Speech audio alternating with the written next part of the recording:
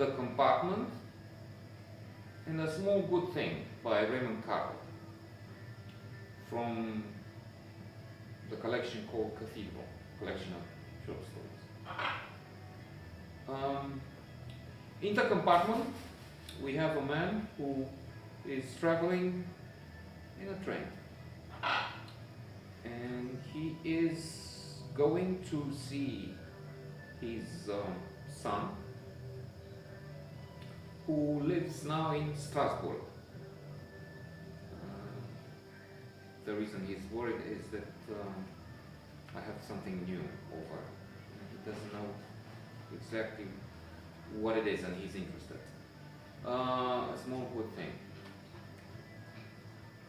So he received a letter in which his child, grown up now, writes that he is in Strasbourg, France. Since at the engineering firm where he works, he has not had a holiday in a long time, so he now has about 6 weeks that he can take off. He decides to travel to Europe and take all this available holiday time. But en route, he would change his mind. First, one thing happens, which sounds in a way serious, but it's just a stepping stone, alas in a negative way, to something in a way worse.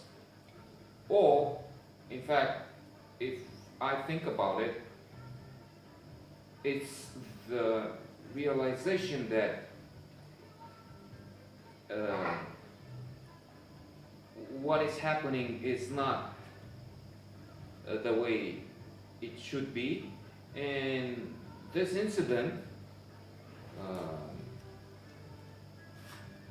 grave as it sounds, just demonstrates, clears the air out and demonstrates that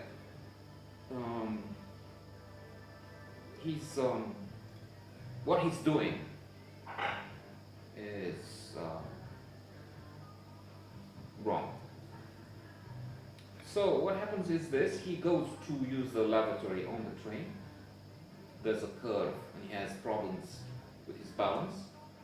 But then when he comes back, there's a more serious issue. He finds his coat, which he left in the compartment, moved from the initial place. And worse, even if he still has the passport, the wallet was with him,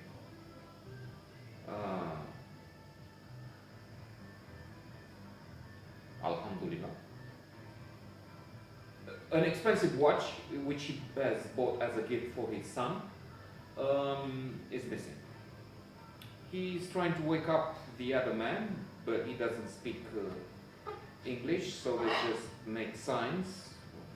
The watch over the window. My watch is missing. The coat was there, whatever. The other passenger seems baffled and has no answer to this question: what happened to my watch? He's moving from this first class where he is, carriage, to another, the second class, which is much busier. He's very angry with this situation. In fact, he went out from the compartment where the action takes place most of the time. He moved out because he was afraid he might punch the other man, who indeed had a hat on and seemed to be sleeping, but otherwise there was a question as to, did he see anything? Did he really sleep through all this, or he's just pretending and he has the watch on him? He realized there's nothing that he can do, and the watch is gone, but then there's a more serious consequence to this post-traumatic stress disorder. I'm just exaggerating, but psychologically this tends to prove that once we go through a low like this and we're very seriously affected by something, we either experience a low and stay with it, or there's also post-traumatic growth. In this case, it was neither, in a way, or both. What I'm trying to say is that he realized that this is not so important, the watch missing. What's even worse is the fact that he doesn't want to see his son. He came all the way here, but he doesn't like the guy. At the beginning we had the story of their disagreements, he even had the son in a headlock because they were disputing physically at one point. So, in a way, there's something good in anything. Every cloud has a silver lining, as they say. A silver lining playbook.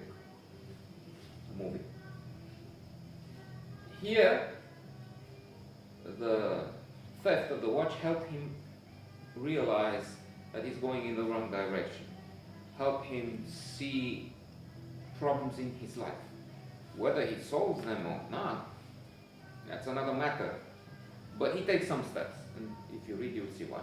I have to move to the next one, which is actually longer, but in a way I would not need perhaps to give it a lot of time, since in a different format, a different version of this short story has been already noted here. By the way, I have a growing list of notes, 200 now, and there will be more. I'm thinking of making more whenever I'm at home with these guys. Checked over list if you're interested. There are also, but this time many more, over 1,500 notes on Goodreads, in case you're interested, that I have. So, a small good thing is in fact a longer version of the Bath short story, wherein we have this mother who's ordering a cake, and the baker becomes much more important here in this version of the story. In the other one, he was there as not really an evil presence, but he wasn't positive either. So here he's going to the status of not just a cameo appearance, but a supporting role, if I may say that. And as in the Bath, there's a cake for the birthday, but on his birthday, the son, alas, has a terrible accident. The car runs him over, falls on the ground, and he's moving his legs. His condition gets worse because he is unconscious. The doctors are again more prominent. They get to have different opinions, their talks. We learn about the suits they wear. At one point there's one who's in a hall and watching a TV program. There's one with a bushy mustache. So we get to know more about them. And the condition of the son is also discussed in many more details. The problem being that they don't know what the problem is. The doctors, I'm saying, there's one an archaeologist who takes him for x-rays, take pictures, scan, but they don't know why he's not conscious. they they emphasize that this is not a coma, and his signs are okay. It seemed like in that grim, tasteless joke, the operation was a success, only the patient died. The signs are good, but he's not coming back to life. And they don't know why. Here, the baker becomes an evil presence with cause. He keeps calling because they didn't come to pick up the cake on the day established, which was the birthday, but then they couldn't care less about the cake. They forgot about the cake with the son unconscious and at the hospital. The father didn't even know about the cake, so when this guy is calling, what about the cake?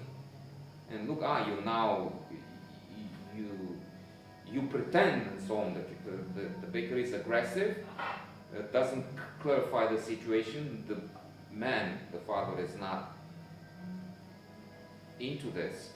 And he suspects that this is just a sick man. They even think that it might be the driver who ran over the son, heard about it, and he's such a sick individual that he calls to make absurd, criminal, cruel jokes. So this is a more complex envelope for what originally was the bath. And there's another family we encounter briefly in the narrative with problems of their own, since this is the hospital, and you will see what happens if you read it. Very good tales.